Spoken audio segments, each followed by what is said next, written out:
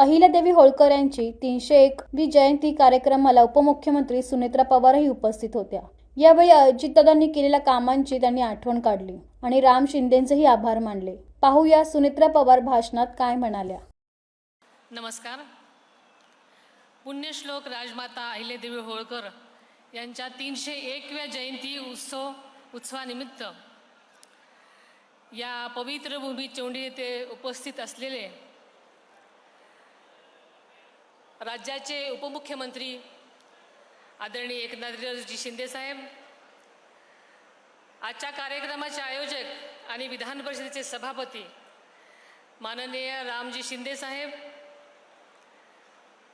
आत्ताच ज्यांनी अतिशय उत्तम भाषण केलं असे आमचे कृषी मंत्री दत्तात्रय भरणेजी, खासदार रामराव वडकुतेजी, माजी मंत्री अण्णासाहेब डांगेजी, आमदार सुनीलजी कर्जतकर, आमदार मोनिकाताई राजळे, काशीनाथजी जाते, विठ्ठलरावजी लंघे, गोपीचंदजी पडळकर, उत्तमरावजी जानकर,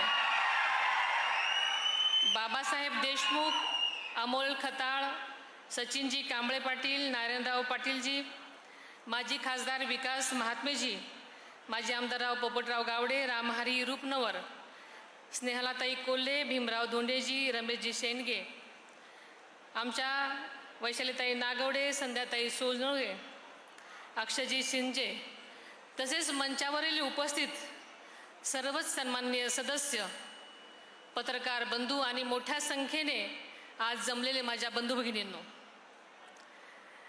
ज्या पवित्र भूमीने एक महान कर्तबगार स्त्रीला जन्म दिला, त्या श्री क्षेत्र चौंडी येथे पुण्यश्लोक राजमाता अहिल्यादेवी होळकर यांच्या 301व्या जयंतीनिमित्त आपण सर्वजण आज इथं मोठ्या संख्येने उपस्थित आहोत। सर्वप्रथम मी युगपुरुष छत्रपती शिवाजी महाराज, स्वराज्य जननी जिजाऊ माँसाहेब, स्वराज्य रक्षक छत्रपती संभाजी महाराज, छत्रपती राजर्षी शाहू महाराज, क्रांतीसूर्य महात्मा ज्योतिराव फुले, भारतरत्न डॉक्टर बाबासाहेब आंबेडकर, क्रांतीज्योती सावित्रीबाई फुले या महामानवांना अभिवादन करते आणि अखंड भारताच्या कल्याणाचा ध्यास घेणाऱ्या, न्याय, त्याग आणि कर्तृत्वाचं प्रतीक असणाऱ्या पुण्यश्लोक राजमाता अहिल्यादेवी होळकर यांच्या चरणी मी नतमस्तक होते। आजचा दिवस हा आपल्या सगळ्यांसाठीच अत्यंत आनंदाचा आणि अभिमानाचा क्षण आहे। आज आपण एका महिलेच्या कार्याचे, कर्तृत्वाचे स्मरण करण्यासाठी सगळेजण इथे जमलेले आहोत। या भव्य सुंदर कार्यक्रमाचे नियोजन केल्याबद्दल विधान परिषदेचे सभापती, आमचे सहकारी आणि या कार्यक्रमाचे स्वागताध्यक्ष प्राध्यापक रामजी शिंदे आणि पुण्यश्लोक अहिल्यादेवी होळकर सार्वजनिक जयंती उत्सव समितीचं मी मनापासून आभार मानते। आपल्याला माहिती आहे की अहिल्यादेवी होळकर यांनी 28 वर्ष राज्यकारभार केला। त्यांनी केवळ राजकीयच नव्हे तर सामाजिक, आर्थिक, धार्मिक आणि सांस्कृतिक क्षेत्रामध्ये मोठी क्रांती घडवलेली आपल्याला सगळ्यांना माहिती आहे। त्यांनी आदर्श न्यायदानाची व्यवस्था भक्कमपणे उभी केली। अन्यायग्रस्तांना न्याय देण्याचं काम त्यांनी सतत केलं।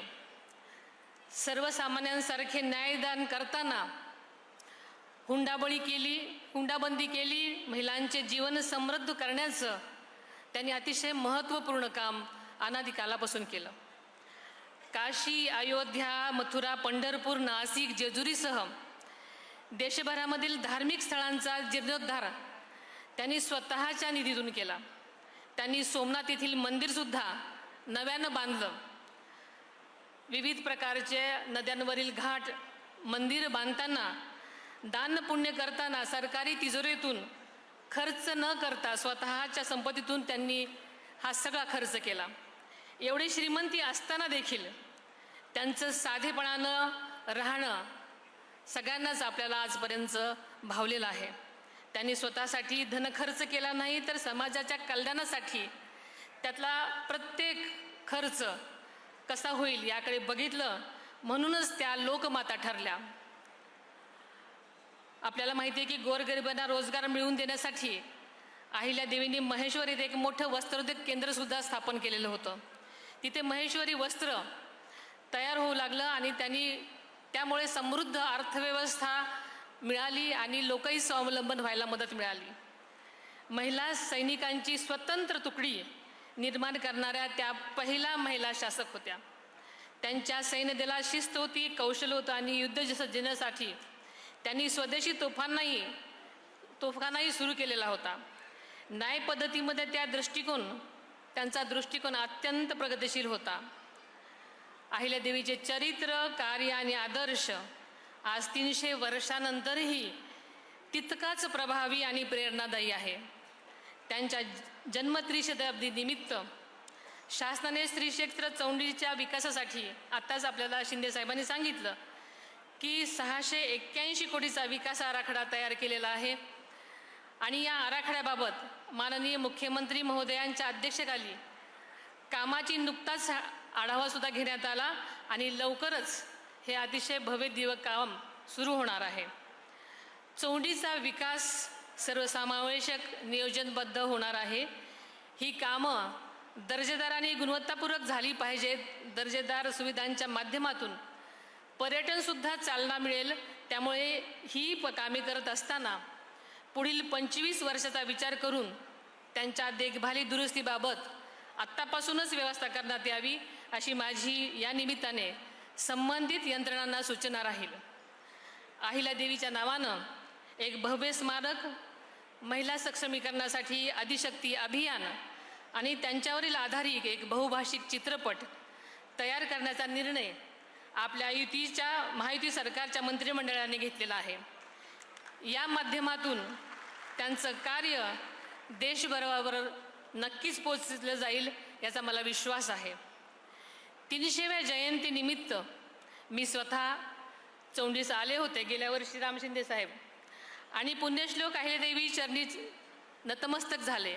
मला कार्यक्रमाला येता आलं नव्हतं, पण मी संध्याकाळी तिथे आवर्जून आले होते. आणि आज पुन्हा या ठिकाणी राज्याची पहिली महिला मुख्यमंत्री म्हणून त्यांना वंदन करण्याचा योग येणं हे मी माझं भाग्य समजते. स्वराज्य जननी जिजाऊ माँसाहेब पुण्यश्लोक अहिल्यादेवी होळकर, क्रांतिज्योती सावित्रीबाई फुले इत्यादींच्या पुरोगामी विचारांच्या वारशामुळेच हे शक्य झाले आहे, हे मी विनम्रपणे नमूद करते. आदरणीय दादांच्या पश्चात पुण्यश्लोक अहिल्यादेवी होळकर यांचा जीवनपट माझ्यासाठी आदर्श दीपस्तंभासारखा कार्य करत आहे.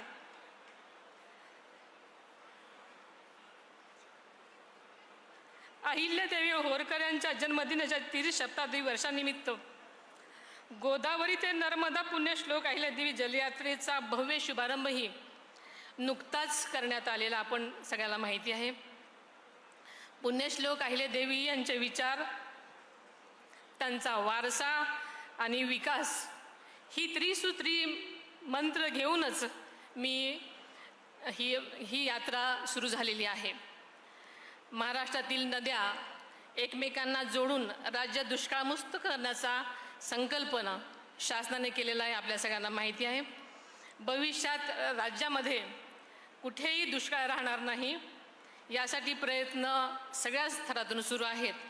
येत्या कुंभमेळ्याच्या निमित्ताने सुद्धा निर्मला आणि अविरल गोदावरीला प्राधान्य देत त्र्यंबकेश्वरमध्येही गोदावरी 12माही वाहत राहील यासाठी उपाययोजना करण्यात येत आहेत.